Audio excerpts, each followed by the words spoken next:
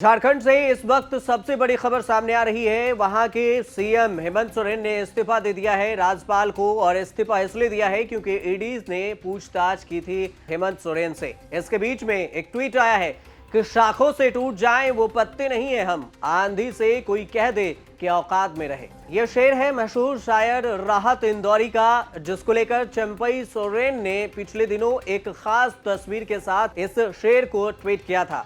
CM Hemant Soren इस तस्वीर में चंपई का कुछ अलग अंदाज के साथ अभिवादन करते दिख रहे हैं। चंपई झारखंड के मुख्यमंत्री हेमंत सोरेन के कैबिनेट के वरिष्ठ मंत्री हैं। अब चंपई सोरेन का नाम झारखंड के मुख्यमंत्री पद के लिए आगे कर दिया गया है, और अब चंपई सोरेन ही झारखंड के नए मुख्यमंत्री होंगे। ऐसे में जानना यह जरूरी है कि आखिर चंपई सोरेन है कौन।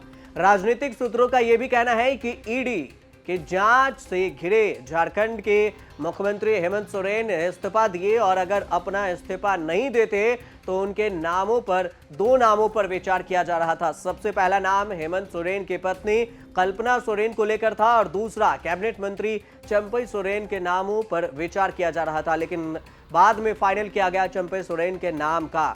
दरअसल विधायक की बैठक में सीएम हेमंत सोरेन ने दो सादे कागज पर हस्ताक्षर करवाए थे बाकी विधायकों से। एक में अपनी पत्नी कल्पना सोरेन के लिए और दूसरे में अपनी कैबिनेट के मंत्री चंपई सोरेन के नाम पर दस्तखत करवाए थे, ताकि अगर कुछ आगे होता है तो वो सीएम बना सकें, और उन्हें अगर ईडी गिरफ्तार करती है तो फिर इधर झारखंड में सरकार, उनकी सरकार न गिरे। चंपई सोरेन कौन है?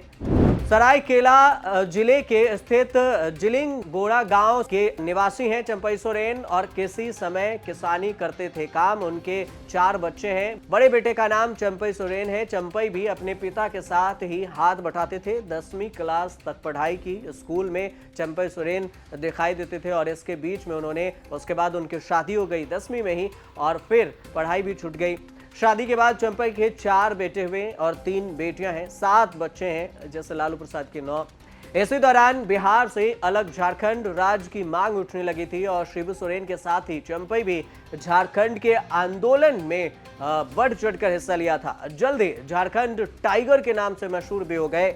इसके बाद चंपई सोरेन ने अपनी सरायकेला सीट से उपचुनाव में निर्दलीय विधायक बनकर अपने राजनीतिक करियर का आगाज किया था, और उसके बाद झारखंड मुक्ति मोर्चा में शामिल हो गए थे। झारखंड मुक्ति मोर्चा शिबू सोरेन की ये पार्टी है। बीजेपी सरकार में भी मंत्री रह चुके हैं चंपई सोरेन। बीजेपी नेता अर्जुन मुंडा की 2 साल 129 दिन के सरकार में झामुमो नेता चंपई सोरेन को कैबिनेट मंत्री बनाया गया था, और अहम मंत्रालय भी दिए गए थे। चंपई 11 सितंबर 2010 से 18 जनवरी 2013 तक मंत्री भी रह चुके हैं। इसके बाद राष्ट्रपति शासन लग गया था, और फिर हेमंत सोरेन की अगुवाई में बनी झारखंड मुक्ति मोर्चा की सरकार में चंपई सोरेन को खाद्य और नागरिक आपूर्ति परिवहन मंत्री बनाया गया था। हेमंत सोरेन की सरकार में दूसरी बार मंत्री भी बने चंपई सोरेन, और अब सीएम बन रहे हैं। दूसरी बार 2019 में फिर से हेमंत सोरेन के मुख्यमंत्री बनने के बाद चंपई सोरेन को भी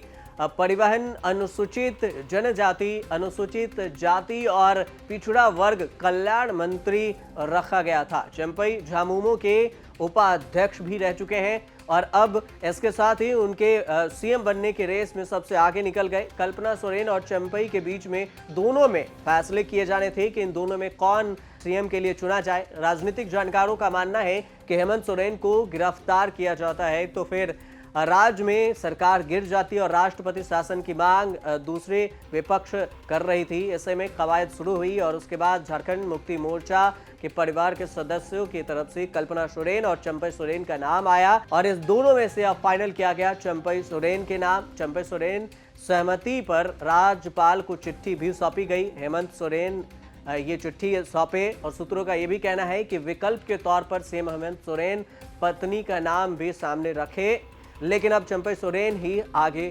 झारखंड के नए सीएम बन रहे हैं।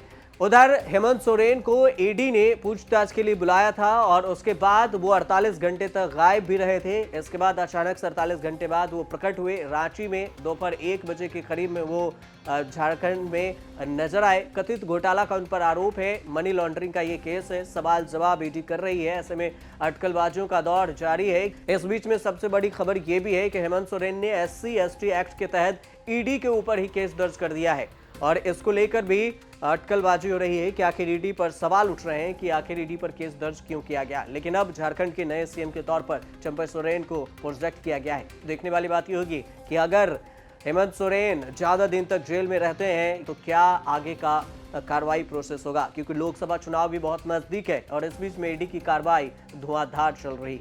अब देखते रहिए न्यूज़ तक।